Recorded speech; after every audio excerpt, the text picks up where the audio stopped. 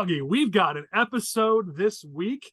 We have cut out all the barely interesting and semi-interesting stuff, and I still think we have about 2.5 episodes worth of content here. So we have a ton to cover. We have third quarter fundraising reports came out, so we have a lot there. We have just everything that's happened in politics in the last week, both at the state level and nationally. We have veto session in Illinois coming up. There is so much to cover, and I don't know how we're going to do it, but I don't want to rush through things. So we're going to get through these things, and if some things are missed and we got to push into next week, that's what we're going to do, because this is our 23rd episode. I challenged my team last week. This is the Michael Jordan episode, the greatest basketball player, the greatest player in the history of sports, even though Oliver's Detroit teams tried to ruin him. He is the best of all time, and so this is going to be our best episode of all time. What do you guys think? I don't know if MJ was the greatest athlete of all time, best basketball player of all time, certainly, but best sports player, I don't know, Kyle. I meant, what do you think about bringing the heat? But now you've just made us all want to hate you and mute you. Like, who are you going to put over Jordan? Gretzky. Well, he did basketball and Major League Baseball, right? I mean, how can you compete with that? Jordan kind of sucked at baseball, but he still did it. There were plenty of multi-sports athletes, so that's not really the route to take it. But you're going to put Gretzky over Jordan? Dude, Gretzky would have the most points in NFL history if he never scored a goal. Yes, I'm putting Gretzky number one. Best athlete. Well, since you said NFL, we can all make fun of you, even though I know you meant to say NHL. I did say NHL, Colin. I think check the tape. I think you said NFL. But either way, I'm not taking. Let's make sure everyone in Chicagoland knows that Chris just dissed Michael Jordan. Let's make that very, very clear. I just said he was the best basketball player of all time. No. All right, so everybody Nobody cares about so are you guys ready to bring the heat? You guys ready to make this our best episode yet? I brought my Grinch mug to get my cranky on. It's not even Halloween yet. Get that. Come back a month later. It embodies my personality. It's not meant to be a homage to the holidays. I don't like celebrating them early. They're making a second one, right, with Jim Carrey. Are they really? Yeah, I think so. It amazes me sometimes, Michael, how you can know nothing about pop culture and then suddenly jump in with a nugget like that. That's so random. How would you know that? I saw an article or something, or I don't know. Yeesh. You know how it goes. Yeah. Your brain is a scary place, dude. All right, let's get into this. We're going to start with, usually we leave the campaign updates till the end, but the big news this week is the fundraising reports. So that's where we're going to start. We're going to go through not all these reports. There are a number of outlets out there that report on fundraising every quarter. They do it very well. So we're not going to do that. Feel free to Google it. Feel free to go out there. The Illinois is one of those that actually puts out, if you're a subscriber, they give you a spreadsheet with all the numbers in it, which is super, super helpful. So there are people out there who give you just the numbers. Our job is to give you the analysis of the numbers. So we've gone through and spent hours and hours pouring through these reports and pulled out the ones you need to know about. And so that's what we're going to focus on. That's what we're going to go through. We, of course, have to start in Butlerville, because obviously the Bost v. Bailey race is the top of everybody's mind. So Michael, give us the update on what the fundraising numbers are looking like for Darren Bailey and Mike Bost. Yeah, so this is Darren Bailey's first fundraising report since he waited until the 4th of July to announce his campaign. We had not seen any numbers to date, so we just got our first numbers at the beginning of this week. Darren Bailey raised $172,000 this in the third quarter, and has $108,000 cash on hand. So he spent about a third of what he was able to raise. Or a lot more than a third, actually, than what he was able to raise. Then Congressman Bost raised $538,000 and has $1.17 million cash on hand. So Mike is beating Darren on cash on hand 12-1. That's insane, especially for the 12th congressional district, which is typically been a harder district for us to fundraise in. But Mike's putting up really strong numbers and a lot of money from the district. So it's a big deal. Couple caveats to the numbers we've got to talk about. We always want to be fair and balanced here. So there's a couple things. One, for Darren Bailey, those numbers are actually not bad. Your point is solid. Your point is true that Bost is way outraising him. But for Darren, this is a step up. So we do need to point that out. It's still nowhere near enough, but it is a step up. Second thing is Darren's not going to need anywhere near as much money as Bost will. Obviously, Bailey has a really, really strong ground game. Bost has a good ground game too, but his MO is his grassroots, his ground game. So he's not going to need to match Bost dollar for dollar. I want to make sure I make those points. Now I'm going to echo you. Bost is blowing them out the water in fundraising. Clearly, there's a lead that is growing here when it comes to fundraising that will make an impact on the race. But I just want to make sure I added those caveats just to make sure we're being fair here. Well, Collin, Sure. let me ask this question. You brought up Bailey's ground game, but I'm Mr. Field. But I got to ask the question of how much that ground game is going to matter in such a rural district where there's not really many, densely populated areas in there. I think the fundraising whatever the word is, Disparity is going to be NHL, NFL, disparity. They're all the same. It has been a long week, Collin, but the point is that the disparity between Bost numbers and Bailey's numbers are going to be very significant because you really can't make up the fundraising gap on field in this type of district. There's going to be a lot of money that needs to be put into things like mail and telecom and things that will in a more rurally based district. Yeah, I mean, that is a valid point, a valid question. This still becomes a race about what does Trump do. But I think from the Bost perspective, this is the last official number that's going to be in front of people for 3 months until January when the next quarter's reports are out. So showing to the Trump people, hey, listen, look, I've got the money, I've got the support, I'm raising money, he's not. Your goal is to keep Trump out of this race. So if these numbers will help them do that, then it's a win for Team Bost. Obviously, Bailey is really pushing to get Trump's endorsement, trying to make it look like book signings or endorsements by Don Jr. So they're doing everything they can to tie themselves to Trump. And both sides are doing it. I feel like these numbers probably should help Bost's case for keeping Trump out of the race, but you never really know. One of the things I've been thinking about too along those lines, and I haven't seen the exact percentages for this quarter, but how much of that is raised in state and how much of that is from DC and from people that are just trying to protect leadership in high up level Republicans. And I was thinking that this has bigger implications than just this district. I mean, the more money that the Republican congressional committees have to spend protecting Mike Bost, the less money that can go to other candidates that might need that little extra boost in order to flip a seat. So we'll see how much money comes in from DC, but it would be interesting to see if that affects national elections a lot more than it does even in this district.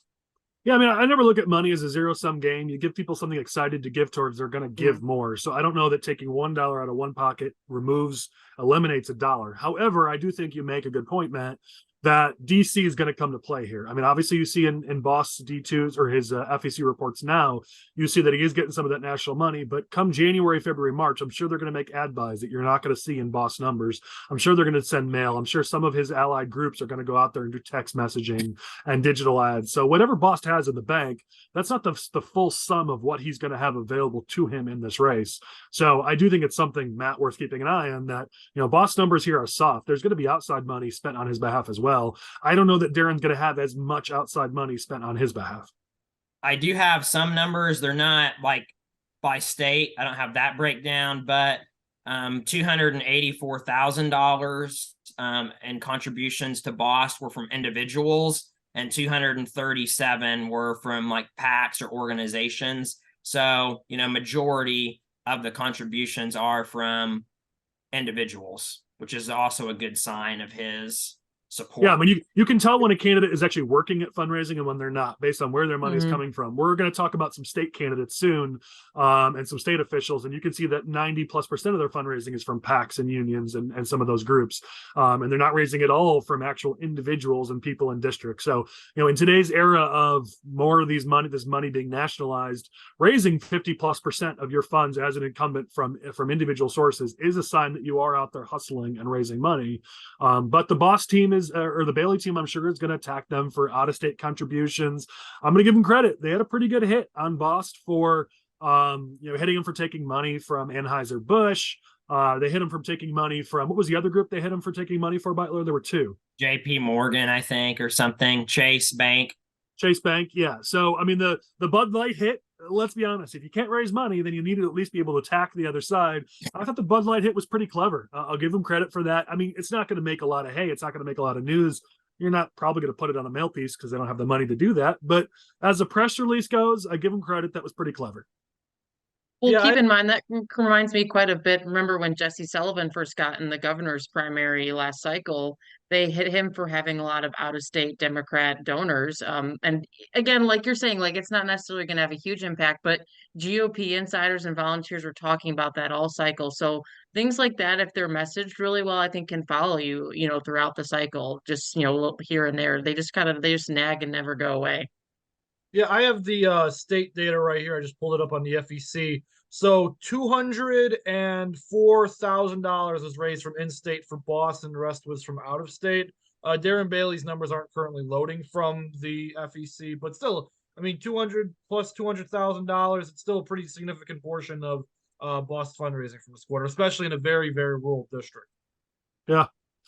Well, we're going to certainly continue to keep an eye on the race. I'm sure we've got a lot more to talk about that race, but we just don't have the time this week. So we're going to move on from that race, keep moving down our agenda here. So I want to talk about the numbers at the state level for Republicans versus Democrats, because there's actually been competing narratives that have come out about the fundraising by the different leaders. So when you look at the fundraising by the leaders, you've got to understand, many of you that watch this understand this, that each of the leaders of the different caucuses have their own committees, and then they have several other committees that they control. So you kind of got to add all the numbers together to get an accurate number of what they're raising. And what we're seeing is significant fundraising on the side. We always see this on the side of the Democrats, but we've also seen a good uptick in this fundraising on the side of the Republicans. John Curran having nearly $1 million in his account is a solid number. We see McCombie has got nearly $500,000 in her account. So there is an uptick amongst Republicans for fundraising that we hadn't seen before. So we give them credit for that. But the gap, the massive gap between Republicans and Democrats is not shrinking. If it's probably only widening. I mean, Don Harmon has 10 million. Chris Welch has 3.3 million. That's not even accounting for the money they have in their other accounts. The gap between Republicans and Democrats in these numbers is massive. So there's a couple narratives here. There is a slight uptick. There is improvement. We give the House and Republican teams some credit for improving their fundraising. But the other side of this coin is the gap is so massive. And while they may have seen an increase, unfortunately, it still wasn't enough to beat Democrats this time around. So we're not even reducing that gap between the two. So there's some things to unpack here. Curious what you guys see in those numbers as you look at the different fundraising numbers. So especially for the House Republicans, you saw a lot of House members being one of the folks donating significant chunks of change, like some of them like $10,000 a piece. So I think we talk a lot about this, and it's something I saw in a lot of other numbers. It's a lot of PACs, it's a lot of unions, it's a lot of candidates. So again, like yeah, the numbers are better, but I think we always have to talk about where that money is coming from. It's not necessarily a wider donor class. It's it's just the same people just contributing large amounts of money. So the one thing that I would say, it's not a lot of individuals, that's true, but if you look at those A1s like line by line, there's a lot of diversity in them, which I think is a new thing for Republican state reps and state senators, which is something that I'm kind of excited by, is that you're seeing money from healthcare and manufacturing and realtors and just a variety of industries, and that diversity is a good thing. Yeah, because that was the point I was going to make, Butler, is that we saw a lot of that money kind of go away and move more towards the Democratic Party because they had such a strong supermajority. And you're seeing, like, especially with the realtors and labor. I mean, labor had been gone for a few years, and they're slowly coming back, and now they might actually be back into more so donating to Republican leadership in this state. But it's a breath of fresh air for the Republican caucuses down in Springfield to finally be getting some of this what's the term, special interest money. That's what it is, some of this special interest money. But that's what you need to run a political campaign statewide in this state. So it's a positive development. But everybody really needs to start picking up the effort as individual donations, because if you don't, the Republican Party is basically screwed. Well, as Oliver made the point I was going to make, if none of you guys did, which is I want to see these numbers the next couple quarters, only because I want to be balanced. I'm not a glass half full or glass half empty kind of guy. The glass half full is these numbers are good, but Oliver's point is a solid one, that at least for the Republican numbers, a lot of this is member dues. I mean, a lot of this is from the members up to the caucus.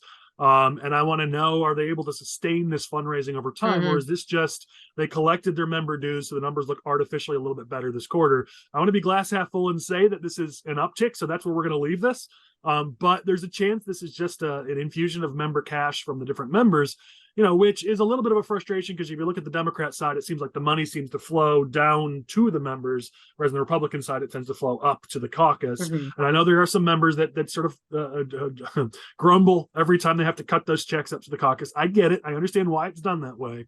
But it is a little bit of a challenge for some of these members who don't raise a ton, and then got to cut a pretty big check up to the caucus that empties their accounts. On balance, the caucus comes back and it does benefit them. So I get it. But there's a lot of member dues in this report, and it does artificially make it look a bit better than it is. So I'd like to see Q4, Q1. If they're able to keep this trend, I'll be the first to say, awesome, nice job, guys. The fundraising's really ticking up. And it does seem like they're doing a better job, just anecdotally. So we'll give them that credit, with the little caveat that we're going to need to see it the next couple quarters, because these might be a little bit artificially inflated. I would just say, just from my interactions with some of the members kind of in my region, that there seems to be a little bit of an uptick in member confidence as well. Some of the members are excited about the direction the HRO is going under Tony's leadership, and they're willing to kind of put a little more into it, which is a positive sign. So let's hope that continues and we see some fruit from it. Yeah, well, I mean, listen, they're going to need it. Yep.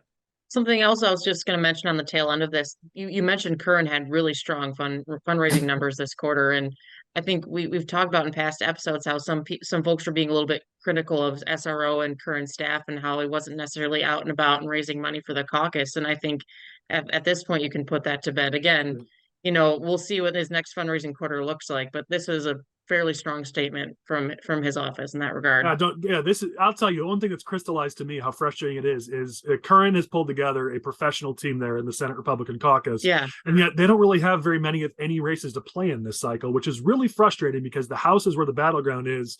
And I'd feel a lot more confident if you had that same level of professional staff running these House races versus what they've got in the Senate, considering they don't have races in the Senate other than hopefully maybe one or two they can play. And so, to your point, Curran's done a great job. They've got a professional staff there. They've done a good job.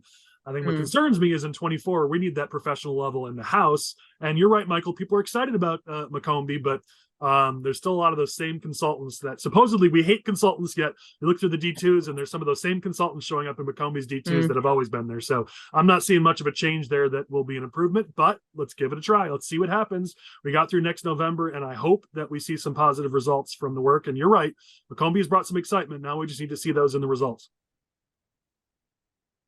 All right, let's go into some of the specific numbers. Michael, we're going to stick with you in a couple races because some of these are in your region first. So we're going to run you a little ragged here for these next couple. But House District 88 is going to be a pretty high-profile primary for Republicans. So let's talk about that. What are you seeing in the fundraising numbers out of Regan Deering and Chuck Erickson?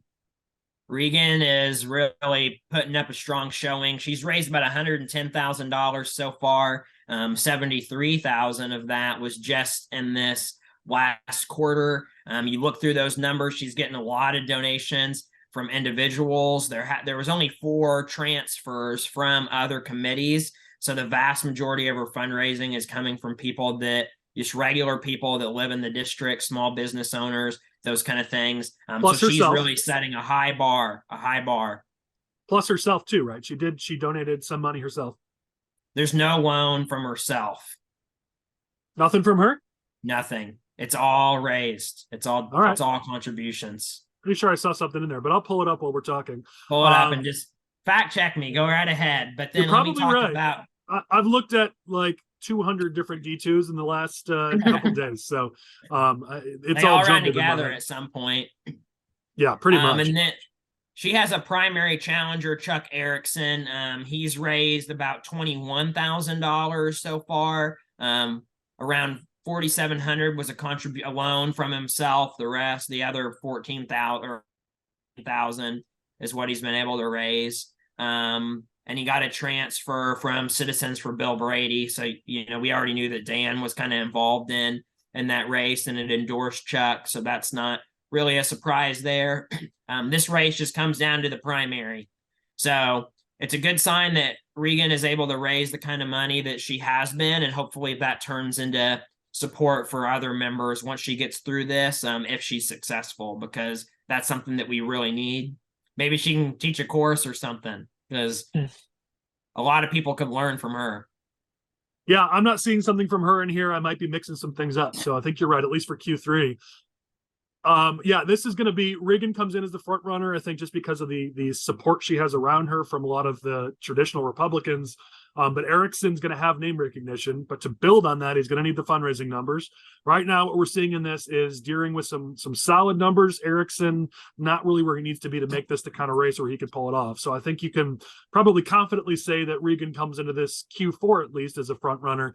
Erickson's going to need to pull together some cash here in Q4 to show that he can make this a race come next year when this thing really hits the ground running on January 2nd. And Regan's really been able to take advantage of some of those relationships that she built when she ran for Congress this last cycle. And, there are people from Springfield, even though they're not in the district, that are continuing to contribute to her. So she's kind of got that reach that other candidates don't have. Yeah.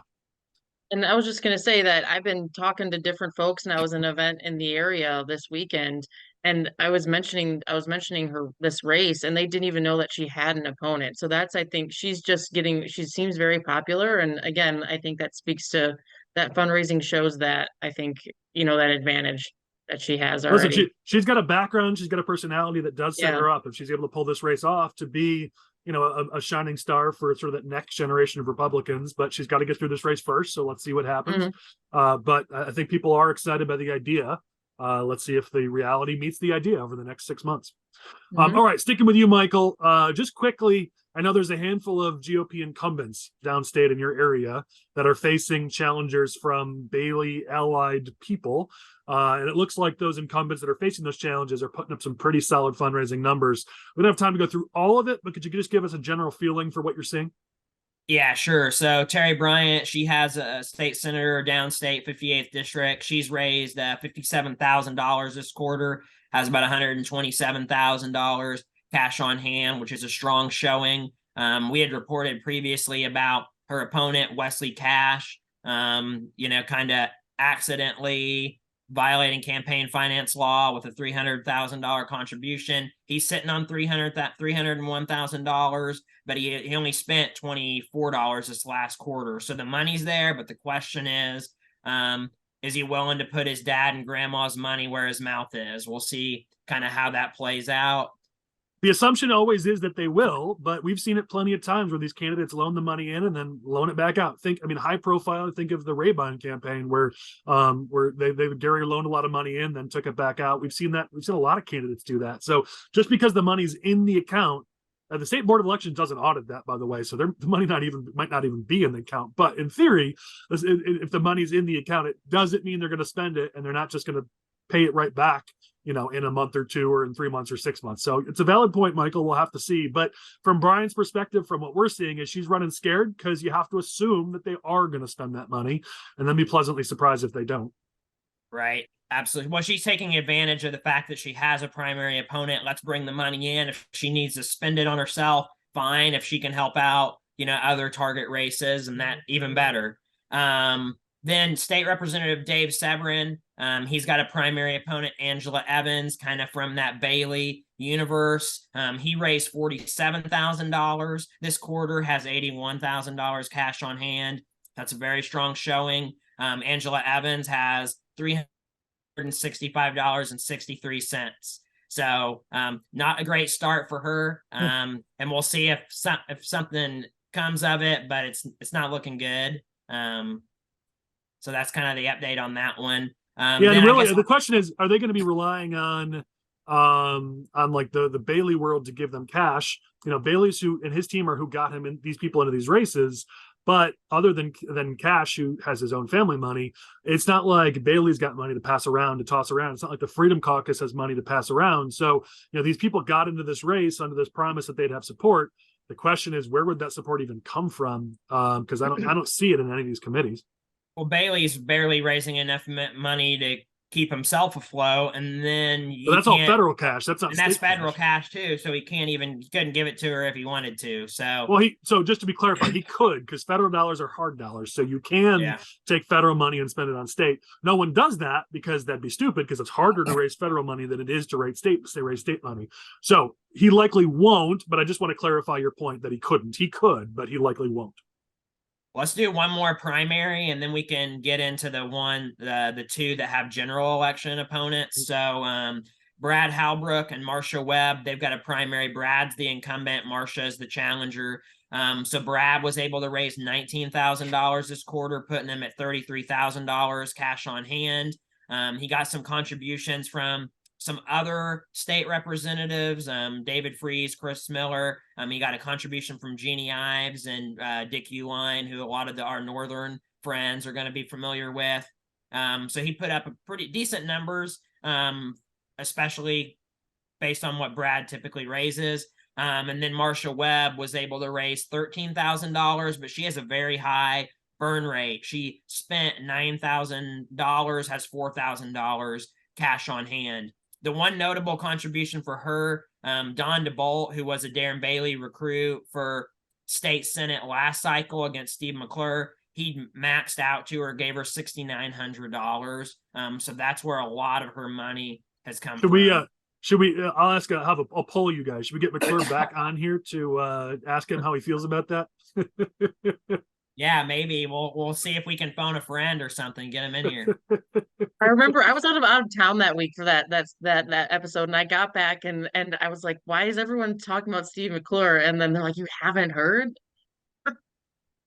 Man, what a classic. And Mike, I see Coffee in Springfield. He's got a primary challenger that doesn't look like it's too serious, but he did Coffee raised almost 30. He's got almost 80 in the bank. So Coffee's looking pretty good. So it looks like across the board right now, the incumbents are raising money, doing what they need to do. Obviously we'll have to watch and see what the challengers do for the races and if they can pick up any money. But if a tree falls in the forest and nobody hears it, it's great to primary challenge these guys. But if nobody knows who the heck you are, then nobody's going to vote for you. You have to get beyond your echo chamber, and some of these people, if they don't raise money, they're not going to be able to get beyond that. Yeah. Can I throw something in here? This is technically a downstate primary, depending on your definition of a downstate primary. Well, Chris, you live up here, so anything south of I-88 is downstate, right? I mean, this is my region, so this is Jackie Haas's seat. Part of her district. That's not downstate. Come on, part of her district's in like Kankakee. It's not even Central State. That's right? Still Northern No. Illinois. That doesn't even buddy, fit. That doesn't even fit no. the official designation I've heard of people Central. say downstate is south of I-80, so I don't know who knows. Kankakee County isn't even in Central Illinois. I'm it's still not in even Northern from Illinois. here, and I know Fine, we that's won't talk wrong. about it Come then. on. We won't talk about Jackie Haas and her primary challenger. Butler, talk whatever the hell you want then. So Jackie Haas was raising some good money. I do see that. Go ahead and pump that in here. Go ahead, Chris. Okay, yes. Jackie Haas raised about 25K. She had a pretty high burn rate, unfortunately, but she's sitting around 50K right now. Her opponent, which again, there's been a lot of talk about her opponent because of this Chinese manufacturing plant that's going up in her district. Her opponent didn't file anything. I don't even see him having a campaign committee filed. So I don't know what's going on over there, but I mean, good for Jackie Haas. She's raising money, and her opponent doesn't seem to know what he's doing. So.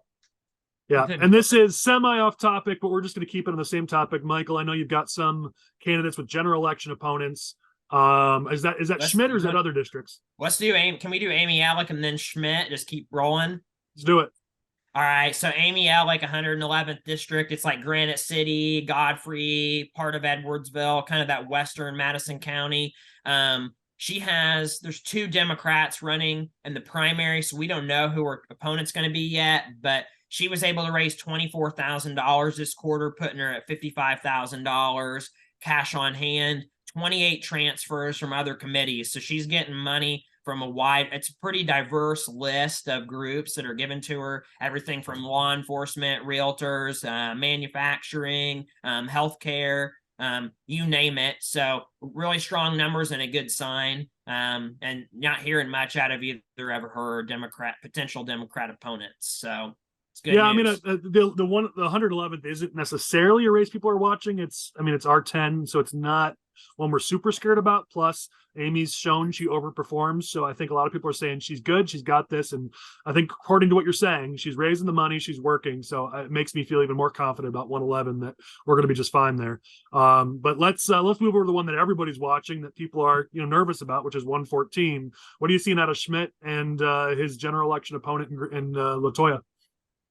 We got some good news here, which is always heartwarming, especially because this is my state representative district. So Kevin Schmidt historically has not been a great fundraiser, but this past quarter he was able to raise around $17,000. Some of that was transfers from other members that are being supportive, because obviously this is a high priority race, but he was able to get some small dollar and some transfers from some PACs and groups. So that's really good to see, especially when you compare that to Latoya Greenwood's numbers. She was able to raise $20,000. So Kevin is keeping this competitive on the fundraising side, kind of running neck and neck with her. And if you dig into her fundraising numbers, they're almost exclusively from Democrat state representatives transferring money in. And none of those are even local. Almost all of them are either from Cook or Lake County. So she's getting a lot of support from some of the more extreme members, which we can definitely use against her when the time is right. Yeah, listen, I think the headline here is good job by Schmidt and his people to up their game. It's not enough. We need more, but looking at where he was prior to this, we will take it. And it's absolutely improvement. We're just going to have to build on this even further. We can't sit on where that is because that's still not enough for what will be one of the top races in the state.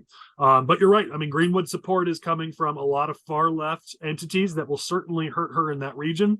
But she's going to have the money. It's going to be one of their top priorities is going to be getting her back in office in the 114th. So that is absolutely a race to watch, and good news on Schmidt's part, but it's movement, but we're going to need a lot more if we're going to pull that one off. So got to keep pushing that one.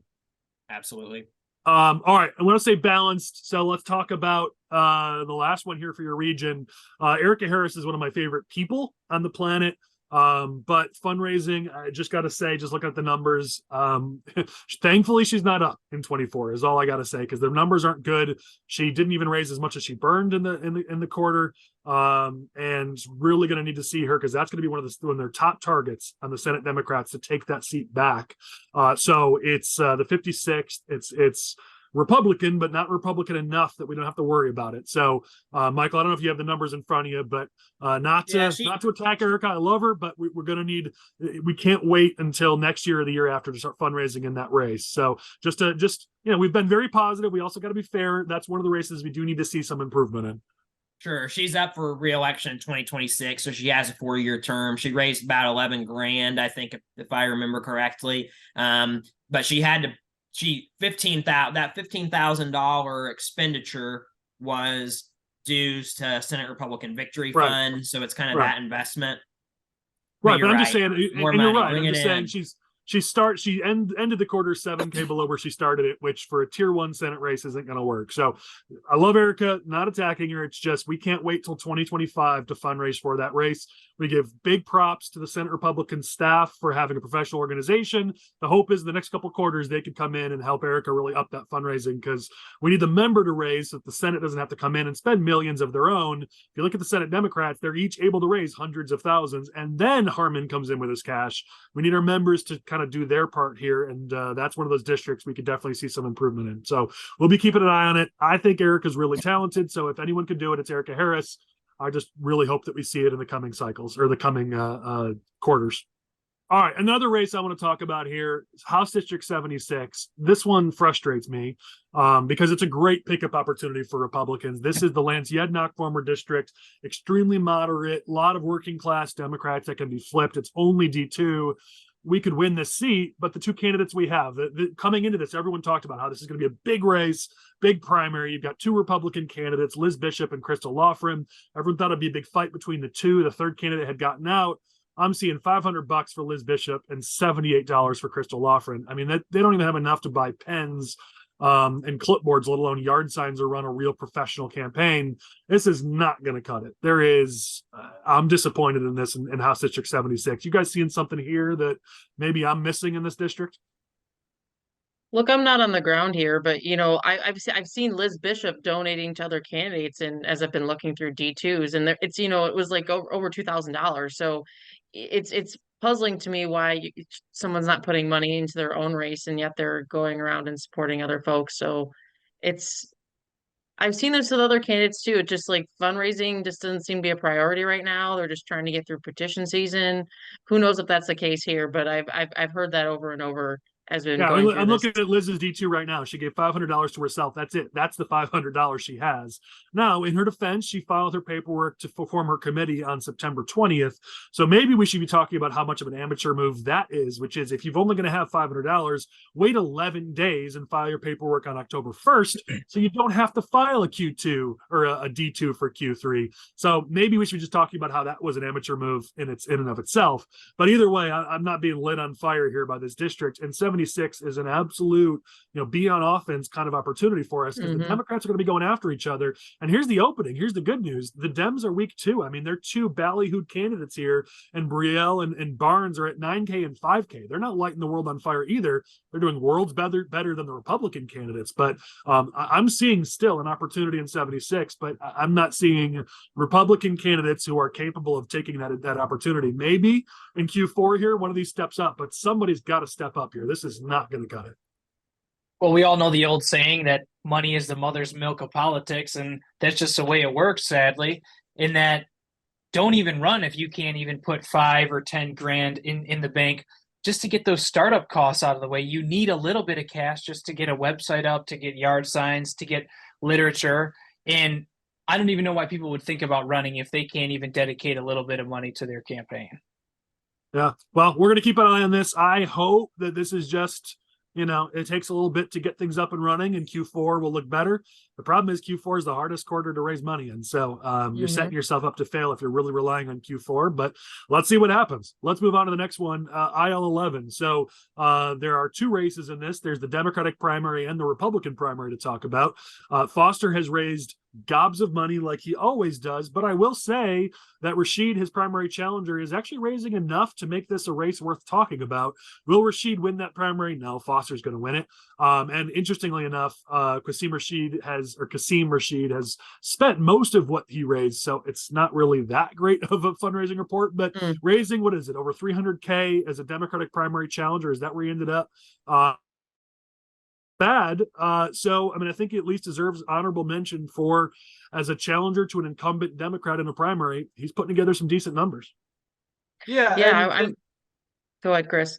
Yeah, and this is a district wherein, I mean, Rachel Ventura did pretty well when she primaried Bill Foster back in 2020. Now, this is a different district. The boundaries have changed, and Rachel Ventura is a completely different candidate than Rashid is. However, I do think Foster's ability to actually run a full campaign, be it primary or general, he hasn't really shown off to be a very good campaigner. Now, does he often win by more of a margin than he should? Yeah, because he's, Bill Foster, the science guy, and that, that comes with some natural appeal itself. But I wouldn't be surprised if Rashid if he can continue raising this money, which, it's a big if, but I wouldn't be surprised if he did. And if he does, him breaking 45% isn't outside realm of possibilities versus Foster. That's all I'm going to say. Yeah. Any other thoughts on the Dem side before we move over to the Republican side? No, I would like you said, the burn rate's very high, and a lot of it's out of state. So just something to keep an eye on where his money comes from. And again, if he's going through it like crazy, it doesn't really matter if he's raising all the money. Fair. Yeah, it's a fair point. On the Republican side, interestingly enough, it looks like a front runner is emerging. There at this point only seems to be a few candidates in the race. Some of the others who were talking about it, including a candidate we were aligned with through a friendship with one of our former team members, is not getting in or hasn't been able to get their campaign off the ground, dealing with some personal stuff, which we respect. So it really looks like Jerry Evans raised over 100K. It looks like he set himself up as a front runner on the Republican side in that 11th district race. So kudos to Jerry Evans. Looks like he's setting himself up to possibly run away with that Republican primary. What are you guys seeing, Oliver and Chris? So if you look at those, not only where the money's how much money he raised and where the money's coming from. It's not just like he, a big donor came in with tons of money. Like this is a diverse group of donors from all over the district. Some of it's out of state, but again, this is a strong report. And again, I think that's really reflected in what you see kind of on the ground. People are only really talking about Jerry, and you start to see these other folks. I think Kent Mercado, he was the first one to get in the race, and I think he had a strong start, but he's really started to fade towards the back of the crowd. And that's reflected in this fundraising report. And I think part of that reason, Abby, is Jerry's just out there. I mean, he's been in Lake County, which only has 2 towns, and they're smaller towns in the 11th district, and he's still showing up to the events. He's going to places that are maybe even a little outside of the district, but he knows that some people in the district will go to those things. He's just everywhere, and I think that that's a sign of a candidate who really wants to go after it, and he's really ambitious. So I respect that. Yeah, he's working his butt off. I will say one clarifying point as I looked at that report on FEC's website, there is a lot of general election money in there. If you look at the money that was raised over that 100K, almost half of it seemed like it was general election funds where people, maxed for the primary and then also maxed for the general. So the number's a little bit inflated because there's a decent chunk there that he can't spend until after the March primary is over. So just one clarifying point that I'll make there, that 100K number is a little bit inflated, but it's still a 100K number and it's still better than anyone else in that race. So it was a wise choice to just raise whatever cash he could, but it does leave an opening. If Mercado is able to get his act together, it doesn't mean Jerry's got this in the bag, but it does look like at least he's running a more professional campaign at this point and is setting himself up to be the leader. So we'll keep an eye on the race. All right, next we're going to talk about Dick Durbin. So there's been commentary over the last year or so. Is Durbin going to run again? Is Durbin not going to run again? He has, especially because he hasn't raised a ton of money. It looks like he did finally start to re-engage on fundraising in this last quarter. He's got over $1.5 million in the bank now. Interestingly enough, everyone was talking about how because Raja Krishnamoorthi raises so much money, and he did it again this quarter, everyone's been talking about him possibly running for the Senate, but no one will beat Dick Durbin in a primary if Durbin wants to keep that seat. So if Durbin wants to stay, Raja and everybody else is just going to have to stay back in line. And it looks like maybe with Durbin kicking back in his fundraising, he may be starting to think about in 26 possibly running again, but it's early. So we're not saying that that's the case. We're just saying that it is notable that Durbin has finally started to re-engage on the fundraising front. Look, this is a classic Dick Durbin move. Dick Durbin wasn't supposed to run for the Senate 2020. He wasn't supposed to run for the Senate in 2014. So this is if he runs again, then this is again the laundry list of people lining up to run for Dick Durbin's seat is a mile long at this point, and so many people would promise this. And for that reason, if Dick Durbin runs, I wouldn't be surprised if one of these people just says, screw it, I'm going to run anyway and give Durbin a shot in the primary. I wouldn't be surprised considering a lot of the other divisions within the Democratic Party in the state between Durbin and Pritzker. Possible. Don't rule it out, but please, God, don't let Dick Durbin run again because that'll just be a disaster. All right. Hey, hold on. Having a disaster on the Democratic side is not a bad thing for us, Chris. Remember that, it's not a bad thing to see them have to fight amongst each other. It's not Don't your look team so sad. anymore. Collin, several weeks ago, I recall you saying that you were willing to ditch the Republican label as a result of several things going on in D.C. right now. So therefore, I can be a little bit sad if Dick Durbin ran for re-election for other reasons. Thank you. All I know is what I love about Dick Durbin is Dick Durbin's going to do what Dick Durbin's going to do, and you ain't going to talk him out of it, which I kind of respect.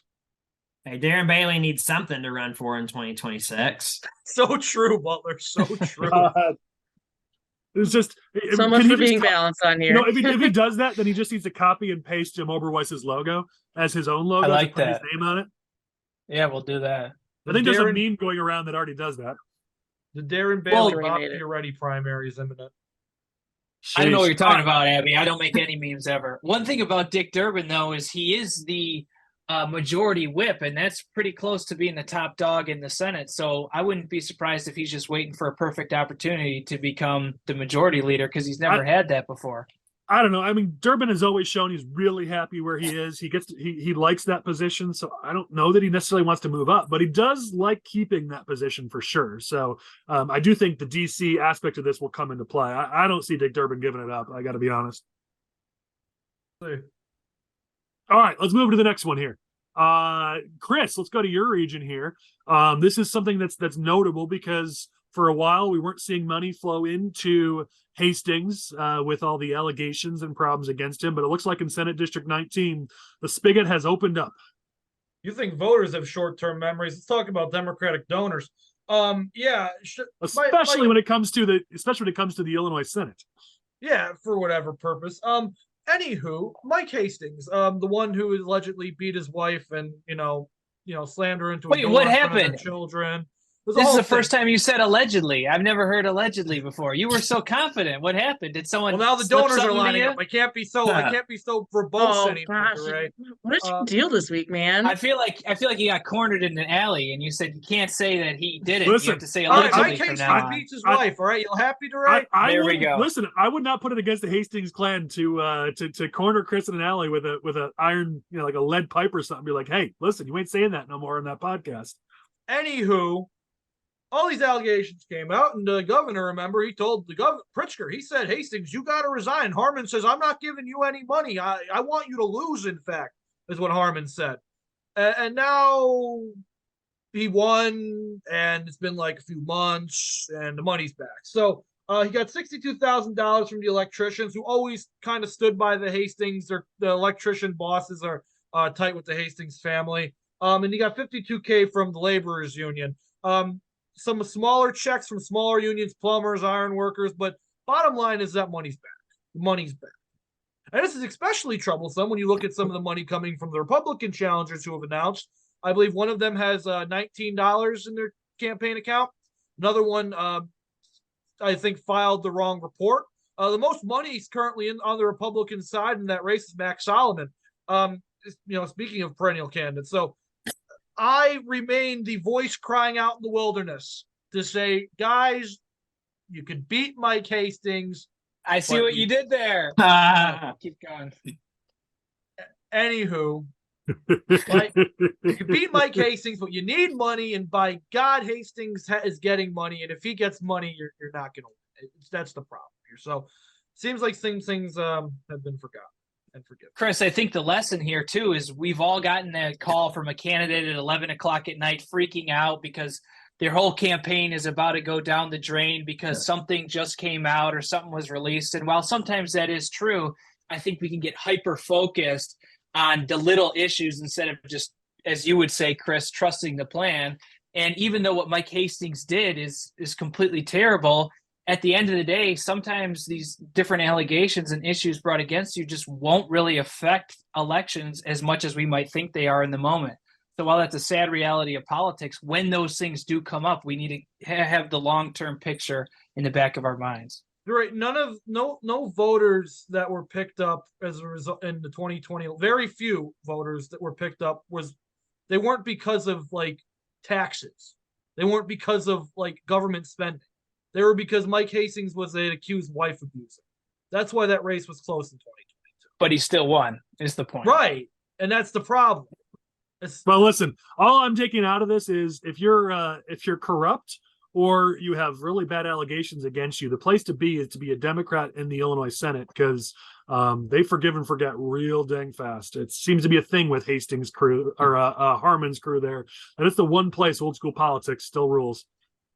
What a joke. I mean, even Madigan would have gotten rid of this guy at this point. I don't know. Yeah. I don't know. Maybe that's a bold statement. All right. Well, let's move to DeRay. We got got an update here in your region. So the hope is House District 51 is going to be in play. Republicans are really high on Tossy for DK. We know Tossy. We like Tossy, so we'll make sure that's clear that we've got some relationships there.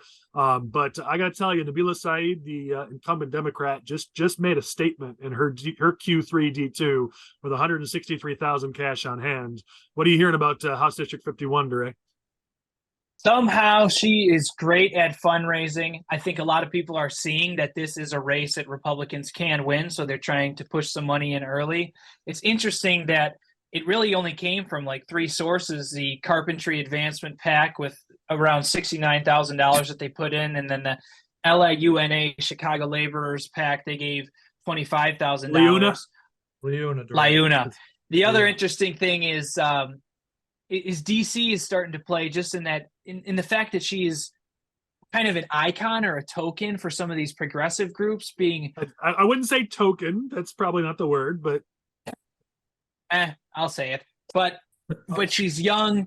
I wouldn't, She's young, super progressive, female, minority. This is what progressives like. They like playing identity politics. I mean, that's what they do. That's how they so fundraise. she's representative of what they back. She's not token. That's a word that has some challenges to it. But your point is, we're getting the point you're trying to make. We're just pushing back on the word is all. Hey, they say that about any minority Republican like 7 days a week. Because So they we are. can turn it around, use it, give them a little taste of their own Oh my medicine. gosh. Because they're It's right anyway, about the that.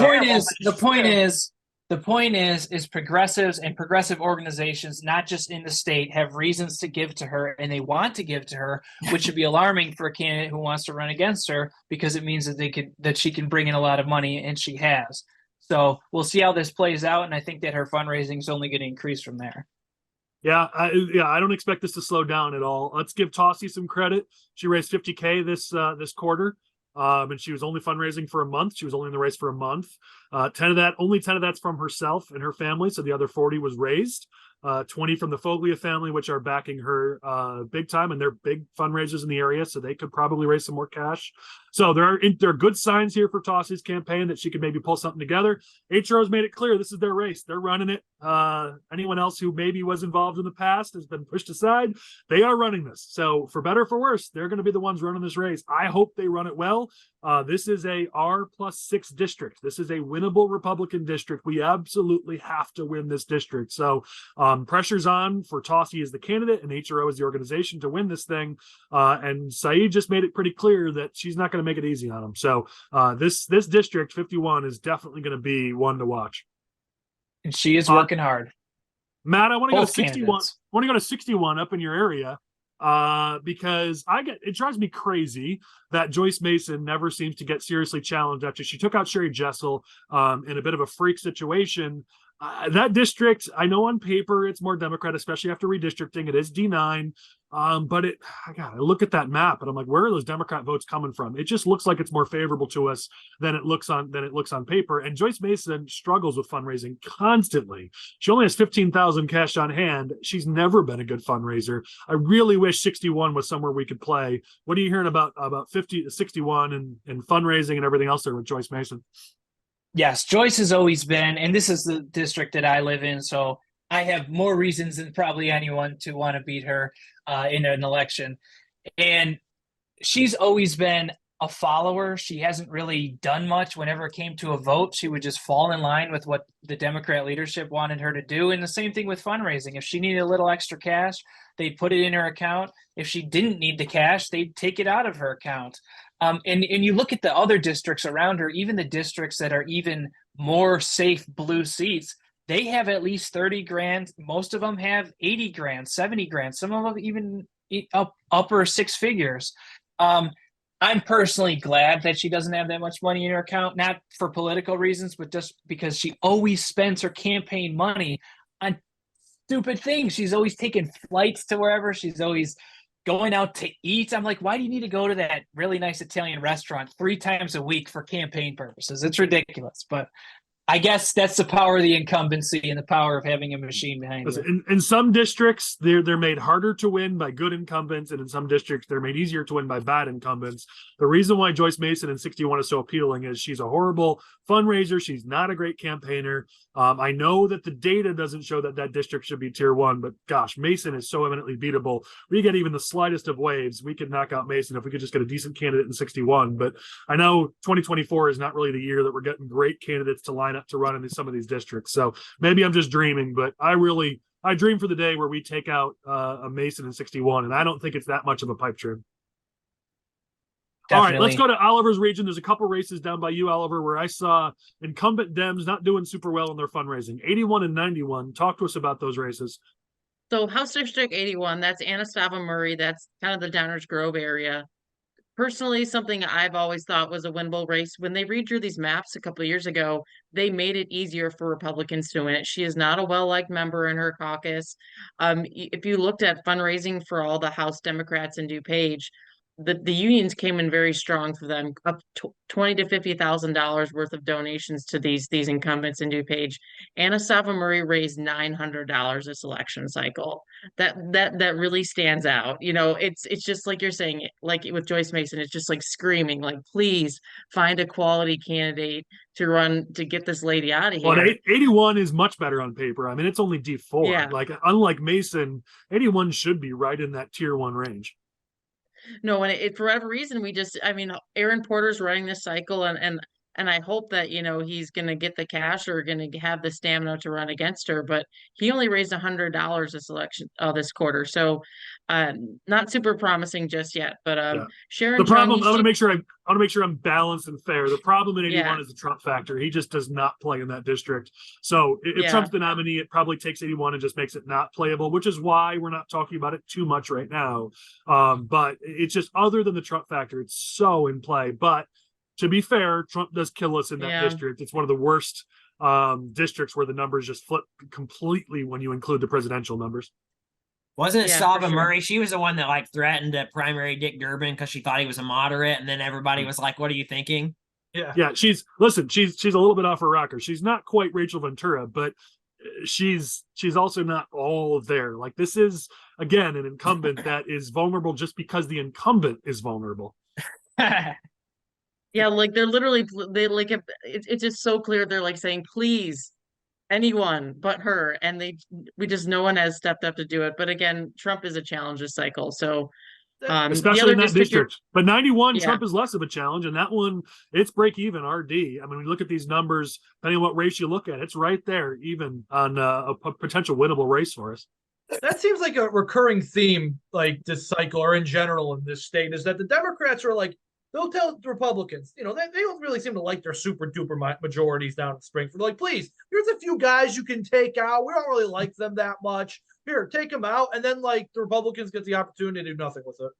No, sorry, lost by 10. Oops. No, you're right. What's that commercial with the guy, the insurance commercial where the guy's fishing and he has the dollar on it and he's like, "Oh, you almost you got gotta it. be faster You than almost that. got it." You gotta be That's faster us than with that. that's us with house seats. It's like the Democrats, like every cycle, they're like, hey, we're going to do nothing to help this incumbent and let the Republicans have this one. Let's see if they can fucking take it. And then the I Republicans feel like they're just don't laughing win. at They us at this lose. point. Like, honestly. It's hilarious, actually. Oliver, quickly Yeah. give us the update on 91. I just So, G-chatted my wife to let the boy in because it's I don't know if you guys hear it, but it's raining out here. So as we record Yeah, this so Thursday Sharon- afternoon. Yeah, so Sharon Chung, her district's kind of in the Bloomington normal area. She only raised $12,000 this election cycle. That's a little bit out of my neck of the woods, but again, for an incumbent Democrat, that's it's not great numbers in terms of fundraising.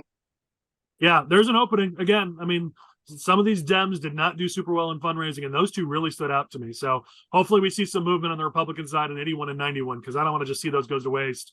Both those incumbents are not doing great on fundraising. All right, Right, let's and I end think- it. Oh, go ahead. No, I was just to put an end cap on that.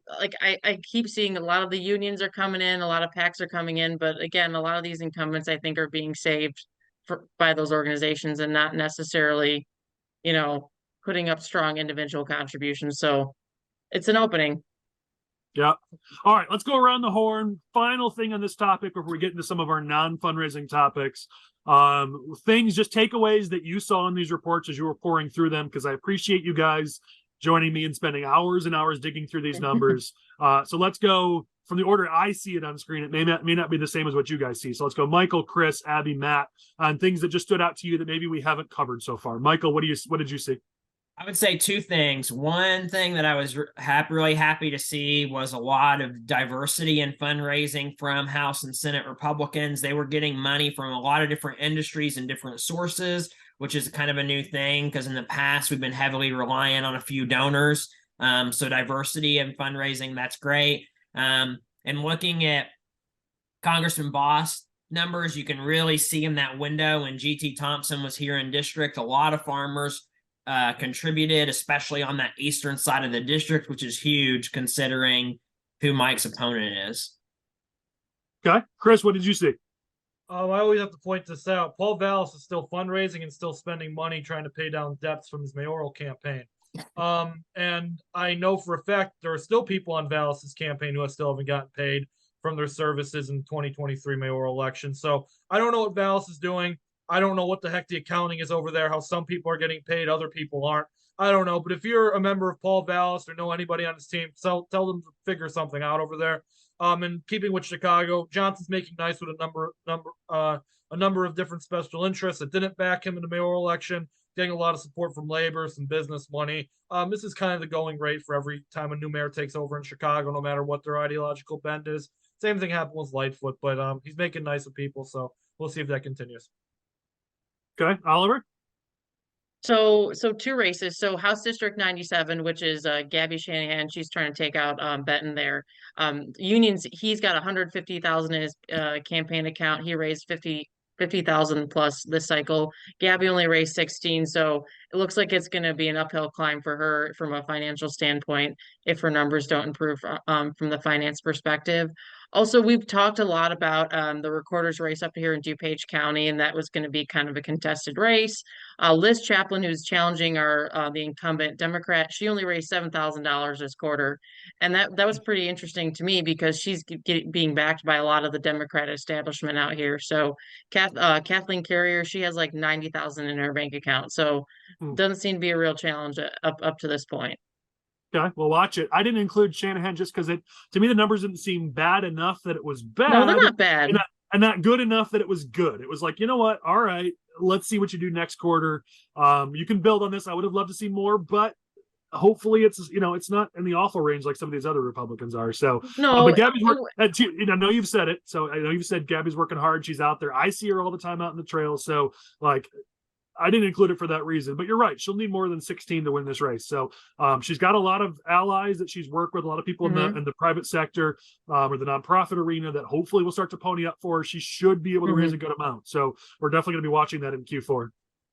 Well, and again, I don't think it's necessarily a reflection of her fundraising. It's more that Harry Benton has 150,000 in his bank account. So it's just it's the cash disparity was what stuck out to me. So makes sense. Dre, what about you? Yeah, a few different things. One thing that was refreshing for me to see was Jim Karras's fundraising numbers in the 10th Congressional District. He's currently raised $191,000. And while it's a big jump from the $300 and around $60,000 that Schneider has, and it's far away from the 1.4 million that Schneider has in the bank, it's still really good to see that he's raised in one quarter what the past three candidates couldn't even raise in their entire campaign. So I hope that this is the start of the momentum that he's only going to go up from there. When we talked with the NRCC last year about a potential candidate, they said that for them to get involved, they'd need to see at least $1.5 million in the bank, which might be a long shot, but I think it's definitely possible for this district. At bare minimum, Matt, we're talking about the first real candidate on the Republican side in the 10th Congressional District in a long time. So we take that as a positive sign, and we hope to see more of it out of Karras and his team. Definitely. I'm looking forward to seeing where that goes. One other thing that was really interesting is last November, there was Dick Barr's old seat was won by a younger guy. He's like 27 by the name of Isaiah Campos. And his whole family is really in with the Teamsters. And he's not up for another 4 years. And just this quarter alone, he's brought in $41,000 for a county board seat, which is kind of ridiculous. He's obviously just looking at the numbers, trying to make himself stand out as a fundraiser and maybe a future political player. I'm definitely going to be watching him because I think that this county board seat is only just a small stepping stone. And then on the inverse of that, there's a few tier 1 county board seats where the candidates just haven't really raised anything. And I won't say their names now, but it's a little alarming to see some seats that have only won by a couple hundred votes in the past election cycle or ones that we could flip, and there's just no money in the bank. Yeah, definitely overall, we've seen some good improvement in some fundraising from Republicans, but we've got plenty of candidates that certainly need to up their game. I would just close with, on my side, there's been some commentary about how the Senate Dems have a high burn rate, which is true. The House Dems have a high burn rate, which is also true. What I'm seeing is that they're out there. They're spending money. They're campaigning. They've got staff. They're paying these staff. I look at some of the D2s for some of the individual candidates on the Democrat side who got elected last cycle or the cycle before, and they still have their staffers. They're still paying their staffers out of their campaign funds. They have not stopped campaigning. And this is a good thing from their perspective. If you're going to run a good race, on the Republican side, we never have any money. So we look at how much have you saved, because you're going to need it next year. On the Democrat side, because they have access to money, honestly, I look at, are they using it and using it smartly? And a lot of these candidates and elected officials on their campaign side are spending money on campaign-related activities now in 2023, which is what they need to do to win. So to me, I take that as, kudos to them for doing that. It's a scary sign for us because Republicans we open up our campaign offices the summer before, we hire our staffs, 3 or 4 or 5 months before election day. Democrats are year round, even in off years. And you're seeing that in some of these D2s, which is a concerning sign for Republicans that Dems are taking this race seriously. So Republicans, while we have upped our game, clearly this quarter, we're not there yet. We got to up it many, many times more if we're going to win in 2024. So that's the thing that stood out to me in looking at these reports.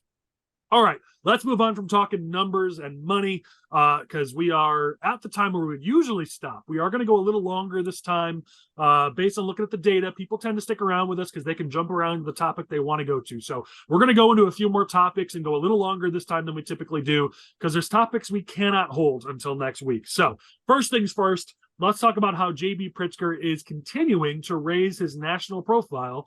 In the past week, he started a new group called Think Big America, which builds on that sort of Think Big concept that he runs in the state of Illinois. And so now he has a national 501c4. Right now, they're focused on abortion policy, playing in the states where abortion is going to be a key issue, especially when they have amendments on the ballot on abortion. But there's talk that Pritzker is going to take it even further, that he's going to, in addition to just getting involved in like Nevada and Ohio and Arizona, they're going to get involved in some of these other states where there are races on the more progressive side. The long and short of it is, Pritzker is starting to show that he's going to spend his resources on the national level at a much higher level. No, we're not saying he's running for president, but what we are saying is that this is yet another step, and I hate to say this, but another smart step by Pritzker and his team to set themselves up for something national, to be a national player in the coming years. So it's definitely something we need to talk about, bring it to you guys on your thoughts on what you see here with Think Big America. Well, whenever I think of Pritzker, I always think big. It's pretty hard not to, especially when I see the guy. I'm like, wow, he's very big. But I don't know if he did that on purpose.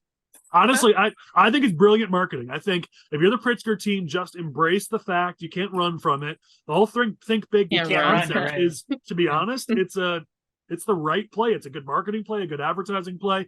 It basically, Pritzker like, yeah, I'm a big dude. I'm not running from it, and I am who I am. So I kind of think it's pretty smart. Not wanting to be usurped by the new Illinois abortion rights kingpin known as Pat Brady, J.B. Pritzker decided to take the big baby killing national. It is a very big, very smart political maneuver on his part, because what is the one issue that every single human being in the Democratic Party can agree with, except the unborn ones, is the abortion issue. So JB's gonna, go around the country. He's gonna raise money to advance the policy of abortion. And he'll get a national profile of it, and he'll wait till 2028 to be the next president of the United States off of it. I mean, listen, I think you can tell who his audience is based on this. This is absolutely building up his progressive bona fide with the progressive base, with the far left base. Gavin Newsom tends to own that group more than if I'm Pritzker's team, I would like. So you got to start to chip away at that, and this is one of the best ways to do it. Pritzker is the choice of insiders. He's the guy throwing the cash around, gets insiders on your side, but it doesn't get those social media warriors, those progressive activists on your side. And so what do you do in addition to throwing around cash? You do something like this, where you start to play in areas where you could be looked at as a rock star for the far left on progressive issues. This is a smart play on their side. Now, does it help them in a general? No, it doesn't. This probably hurts them in a general election, but right now that's not their audience. I think he just has to be careful about, like, if he runs too far to the left with this, that, it creates some problems for him if he wants to run for president in a general election. Not that he would ever probably get there, but, See, here's the thing, Michael. The Democrats don't think like that on this issue. On other issues, perhaps, but never on the abortion issue. Because the Democrats have not been humbled yet on the abortion issue. The Democrats will still continue to run full speed ahead on abortion until somebody proves to them that it doesn't work. So I don't think anybody thinks this will hurt them in a general election right So yeah, just to play, you're probably right, Chris. It will hurt them, but I don't think they think it will hurt them. So I think you're right, Chris.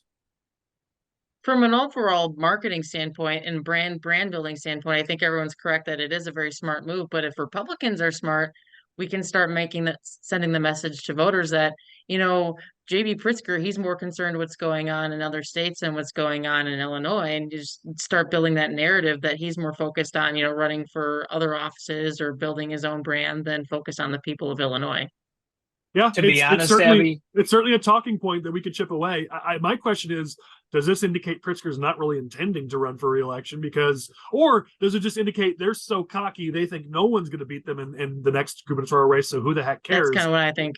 It's probably that one. now. It's that. Yeah, it's that one. Yeah. DeRay, what were you going to say? I was just going to say, after you said if Republicans are smart, my brain kind of turned off because I just figured that whatever you were going to say after that was unlikely to happen. So. No, we had super positive DeRay last week. Now we've got more negative DeRay this week. I never know which Matt we're going to get. It's just the pendulum, unlike Illinois, where the pendulum is always up here for the Democrats. For Matt, it's Right. always swinging, huh? Right. It's, long nine studio. DeRay is No. always swinging. Why do you think we have to have HR on speed dial whenever DeRay's around? You are Oh my HR. gosh. Right? Well, that's the problem. All right, let's move to the next topic. So we talked last week a lot about the Hamas invasion of Israel. I want to talk about how this creates an opening for Republicans with Jewish voters. We talked a little bit about how this creates a wedge for Democrats, but we're seeing it more and more. We saw it in Illinois. We're seeing it across the country. We're seeing, and I want to reference a poll that was done earlier this year where Democrats have a problem here because within their party, there's a generational split amongst feelings towards Israel and Palestine. And this poll was taken before the current war, so I'd love to see some new numbers. But what we've seen is that in the 20 years that Gallup tested these numbers amongst Democrats, more Democrats sympathize with Palestinians than they did with Israelis. As a matter of fact, the movement they called striking. They said Democrats sided with Israelis by a 30-point margin in 2016. It swung 41 points in just 7 years. And now the Democratic Party is split, but it's more on the Palestinian side. And what's driving that is younger Democrats, more progressive Democrats are very much on the side of the Palestinians. Older Democrats, more traditional Jewish Democrats are obviously on the side of Israel. And I think this creates a tremendous opportunity for Republicans because when we look at places like, let's say, Northern Cook, Southern Lake, Southeastern Lake, there are huge pockets of Democratic voters who are Jewish voters who vote pretty exclusively Democrat in those areas. And you're now seeing a party that's struggling in the Democratic Party. They are struggling with what to do here because their far left progressive base, the people that they rely on to keep them in office during primaries, is not on the side of Israel in this or any situation. Mm-hmm. And this puts Democrats in a really difficult position. And so I think this creates a huge opening for Republicans. And I saw just today, and we're recording this on Thursday, so if you're watching this Friday, this would have been yesterday. I saw Tony McCombie, credit to Tony and whoever else was behind this. She introduced a resolution supporting Israel that she hopes to push in the veto session to put Democrats' feet to the fire. Now, Welsh is never going to call that. He's never going to let his members be put on the spot on that issue right now. But it's a great play by McCombie. Republicans should really be pushing this because there is a generational gap amongst the Democratic Party that creates a giant split. And if we can create, this is called wedge politics, people. If you can drive a wedge in the Democratic Party that creates a giant problem for them, that puts a huge opportunity for Republicans. So just something that stood out to me this week, and I'm curious what you guys think about it. I mean, so we talked about it last week. The Hamas caucus put out their statement about how, just anti-Israel, and we got to keep the pressure on. Some of those are vulnerable members. You have a very limited time to make this work if you're going to push this message out. And I think if you push it out too soon, then you risk being insensitive. So I think it's such a delicate topic that you really have to play your cards right. Otherwise, it'll go poorly on one side or the other. I think every Republican, either county party or challenger or candidate in a district where a Dem is an incumbent needs to call them out and say, where do you stand on this? What is your public stance on this? And make them take a position, because no matter what position they take, this is what Dems do to us all the time. No matter what position those Democrats take, they're going to alienate a portion of their base. And so you have every single one, you've got to put them on the record right now. Where do you stand on this? Because at minimum, they're going to alienate a chunk of their base by whatever position they stand. So you don't lose by making them have to take a stand. That should be the focus right now, is make them come out publicly. Where do you stand on this? So there's a number of things I want to go over here. The first one is a number of the areas which you're suggesting could be beneficial to Republicans have members currently in the legislature who have been supportive of Israel and signed the Jewish caucus letter. So there's not really an opening, because they're already the Democrats have already taken the initiative in supporting Israel. The second thing is, I've seen the same polling you have, and I've seen the polling across the board. It's not just in the Democratic Party, it's all demographics. In that, I saw one demographic that the only positive demographic of people who supported Israel were like 65 and older. And once you get lower, it just plummets. And this is all demographics. This is Republicans. And again, Republicans are always going to be more prone to supporting Israel, but younger demographics in general are being more pro-Palestinian. So that's a thing you have to consider in general. Yeah, but those aren't voters that are voting Republican. That is the Democratic base. Well, again, this brings me to the final point, is that this is something that's come up every time Israel's had an issue in the Middle East, and never has the Jewish vote ever inched towards the Republican Party at all. So, I mean, we brought this up last week in terms of the demographic politics, is that Jewish voters in general vote like 70+% for the Democratic Party. And how much, I believe you agreed with the point, Collin, that you weren't going to get those voters. So I don't know why there's a change this week, I guess. Because we have to try. I know you're resigned to the fact that we're never going to win, Chris, but some of us actually want to try to change things and want to actually try to win some elections. And in order to do that, you need to start chipping away at the other side's base. So do I believe we're going to win Democratic votes right now? No. And that's what I said last week. But what I'm saying here is that there is a giant opening in the fact that the Democratic base is so split. And I'm not talking about just going in those North Shore districts. I'm saying every single Democrat needs to be made by whoever their county party and the Republican Party is on the other side, or their opponent in the next election. You need to make them take a stand and pick a side, because no matter what side they pick, they're going to end up alienating some portion of their base. Even if it's only a couple percent, this is how you start to move the ball forward. We need to start to chip away if we're going to win elections. Well, and it's not always I'm not comfortable with. I don't think you're wrong, Chris. And listen, I think you're pretty smart, even though I like giving you crap. But at the end of the day, 1%, 2%, 3%, we've got to start to move the ball if we're going to start to friggin' win some elections. And this is an opportunity that stands right in front of us. We got to take advantage. No, I think if you want to hyper target this and hyper focus this, you can. I just think across the board, I don't know how much it'll work. Listen, and I get it, but I'm just telling you, I hadn't seen this data, this Gallup poll data, last week. I've seen it now, and I got to tell you, you're right that yes, younger demographics, regardless of party, are swinging more towards Palestine. I get that, but we're just talking about the Democratic base right now and how Democrats have moved 41 points on this. Tell me an issue you've seen people move 41% over 7 years. That's a massive swing, and so I believe that does start to create an opening for us. Whereas, listen, we talk about it all the time. Republicans have seen how our party, in many ways, has started to leave us. It's gone away from where many of us might be on certain issues. The Democrats at the same deal. Their party is going so far to the left that it's starting to leave their more moderate members, like your boy Lipinski and others, Chris. And so if we can show these Democratic primary voters in these Jewish neighborhoods that this party that they always vote for does not stand with them, I got to tell you, it's more stark today than it ever was before. And we might actually start to see some movement amongst Jewish voters if we use this to our advantage. I just don't think the juice is worth the squeeze on the issue. I think there's other issues the Democratic Party is leaving voters on that could have a better. Yeah, we can walk and chew gum at the same time, big guy. We can do more than one thing at a time. The Republican Party in the state does not have the money to walk and chew gum at the same time, Collin. Well, listen, I'm going to live in my little unicorn and puppies land of sunshine and rainbows, and I'm going to pretend like we can do this while doing other things. Though you're probably not wrong. All right, let's move on. We got to talk about DC, and I don't want to get lost in the DC side of this. As of our recording on Thursday, the Republicans are continuing to show that they don't know how to govern. We're going to bring up the Babylon Bee headline about thank God there's nothing important happening in the world right now, while Republicans are trying to figure out who's going to be speaker, because might be a time to have some leadership right now.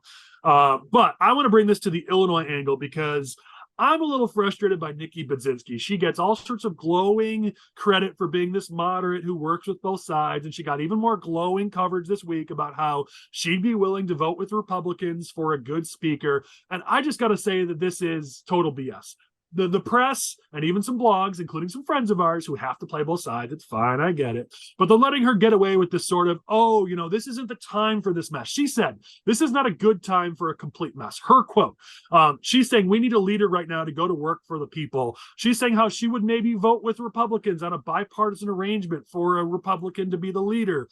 I got to point out, Nikki Budzinski was one of the people who voted to knock out the previous Republican leader. So the previous speaker, you don't get to speak out of both sides of your mouth here, at least not while I'm around. You don't get to say, oh, this isn't the time for this mess. When you freaking created this mess, Nikki Budzinski, stop pretending like you're some moderate who doesn't like to play politics. You played politics the moment it was beneficial, when you saw a chance to knock off McCarthy and put Republicans into complete disarray. So you don't get to now pretend like you're this moderate. I just want to govern. I can't believe this situation's happening right now, when you created this mess. So maybe y'all don't have any thoughts on this, and this is just a Collin rant, but I'm not letting Nikki Budzinski get away with, oh, I can't believe this is happening, when she made this happen.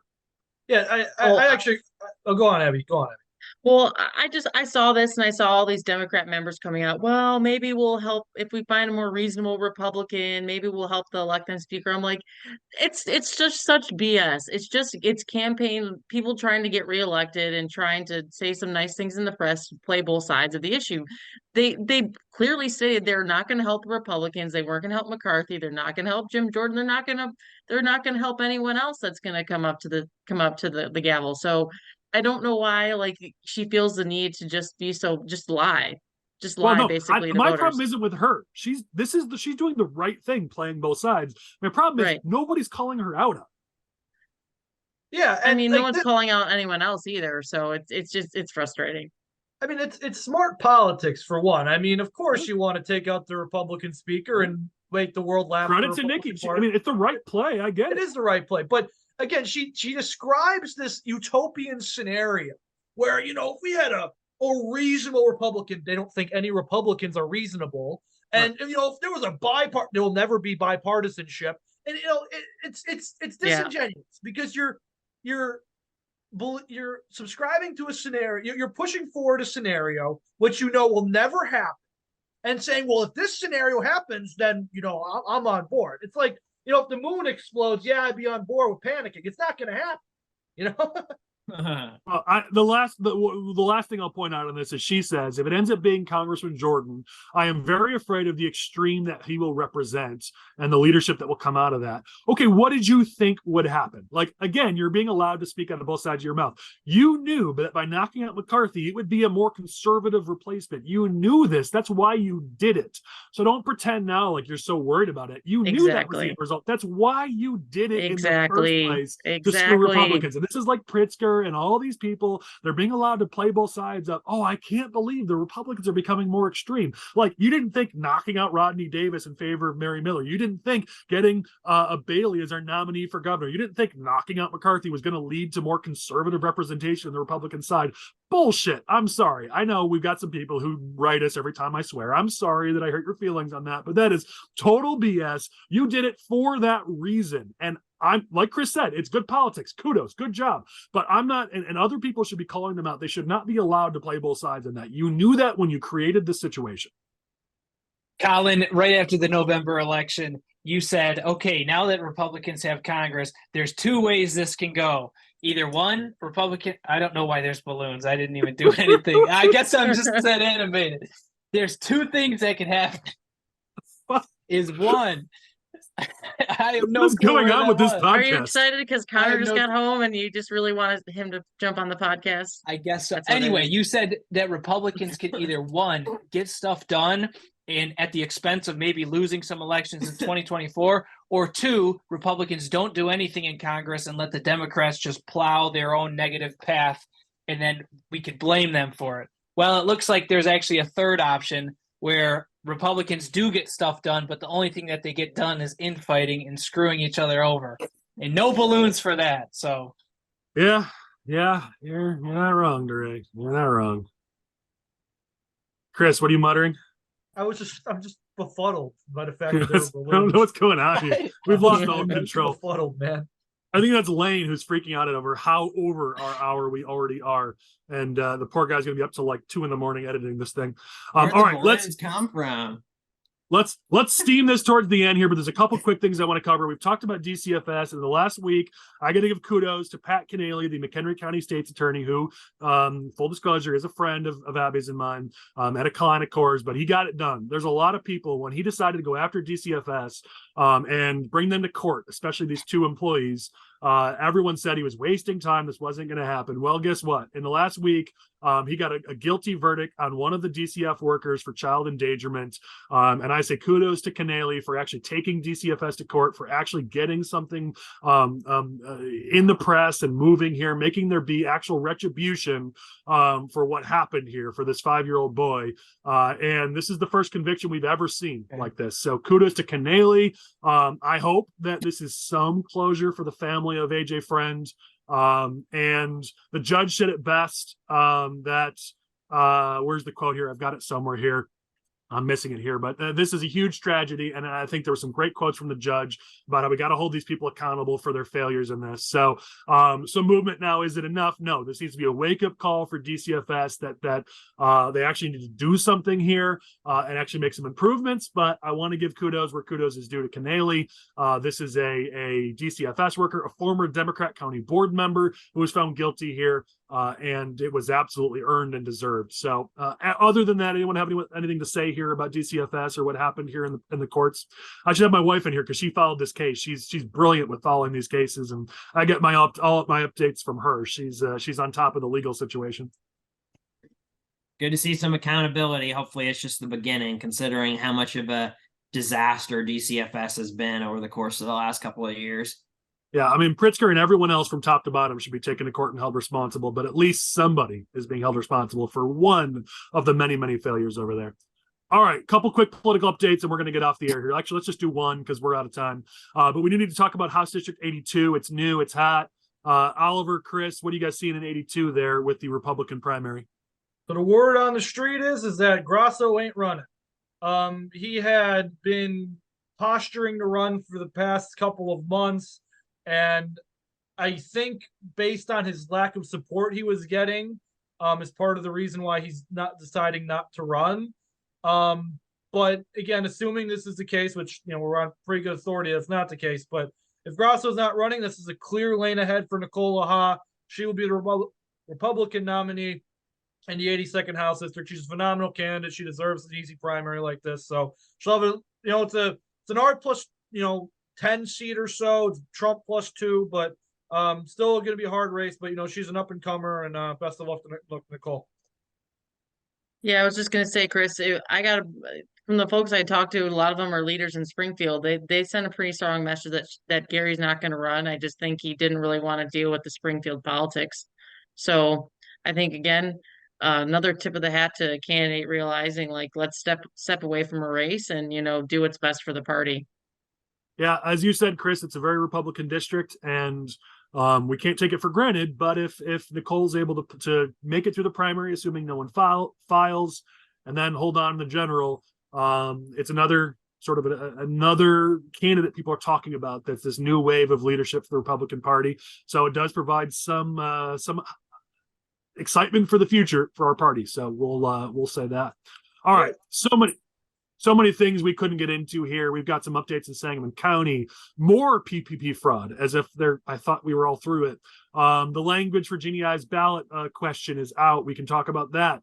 Veto session is coming up, and there's some big updates for veto session on some bills that we might see, some pushes to override Pritzker on a veto on the nuke bill. There's some other bills we've seen, like from Erica Harris, that we'll talk about. We'll talk about the Trump Jr. event, where Dan Bailey's trying to make it look like an endorsement. There's a lot we couldn't get into. Thank you guys for sticking with us as long as you did, for those who have been watching. We'll get into a lot of this next week, specifically because we have our special in-person episode next week. We're going to be in Schaumburg. We are going to have a friend of ours, Ed Sullivan, with us, who is a Springfield lobbyist. He's driving up from Springfield to record this with us. So we will literally have on the ground what just happened in the first week of veto session, which is next week. So we're going to have the latest from somebody who was down there, who's watched it all take place. So next week's episode is going to be great. If you want to be with us in person in Schaumburg next week, make sure you let us know. We're going to have a great episode where we record. You'll get a chance to watch us record, maybe even participate as you've seen, and then get a chance to talk with all of our people and chat and talk politics. And if you have a cigar, keep in mind the cigar lounge that we're going to be in has awesome ventilation. So there is no smoke. We call it the smoke-filled room, but if you look at the room, even though we're smoking, there's no smoke. So even if you don't like cigars, feel free to come on out. We're going to have an awesome episode next week, so you don't want to miss that. But any final thought from you guys as we close this extra special and extra long episode? I'll try and be optimistic, Matt, next week, because I know that anyone has to be super depressed if they're driving up from Springfield. So we'll try and cheer them up. You'll try to be more happy. Yeah, we'll get him a cigar and a glass of bourbon or something. There you go. I just have to give a shout out. Big football game in Michigan this Saturday. Michigan State. We got to rep my team. We call it Hate Week in Michigan. Unlike Chicago, we only hate our fellow sports teams once a week. You guys seem to hate them, all the time, because I would if I had to watch that. But... Hate has no home here, so. Who cares about college football? Well, at least he's not gloating about the Lions, so I'll take it. Butler, you good down there, buddy? You got your fresh haircut. You're looking sexy. I like it. You happy? You good? All good. Speaking of HR. Well, I'm HR, so I can say it. All right. I'd like to say that I'm ending this episode because we're out of time. I'm really just ending it because my cigar is almost done, and I don't want to talk to you people without a cigar. So that's the real reason. I'll close with, I guess I should have done this at the beginning, but I'll close at the end. Those of you who are not connected to me on social media, my wife and I had a big announcement this week. She's pregnant with our first child. We're kind of excited about it. We'll bring up the photo, make Lane do even more work to bring up the photo that we announced with, but I'm pretty excited. We've been trying for 6 years. It's been a long road. So maybe I'll have come next year, I'll have a little one on my shoulder as we record these things. So that'll be kind of fun. Congratulations.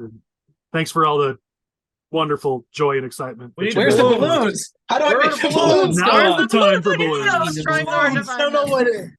Do I do like a Now's piece? the time for balloons. All right. All right. Well, special thanks to my team for sticking with us so long. Abby, Chris, Matt, Michael. Extra special thank you. And I'm really, really sorry to Lane for having this really long episode you have to edit. We got a lot of good stuff. Thank you guys for watching this. Please like and subscribe and let us know if you want to be out next week. It's going to be a huge episode. We're going to have a lot to cover. In the meantime, have a good week. We'll catch you next week.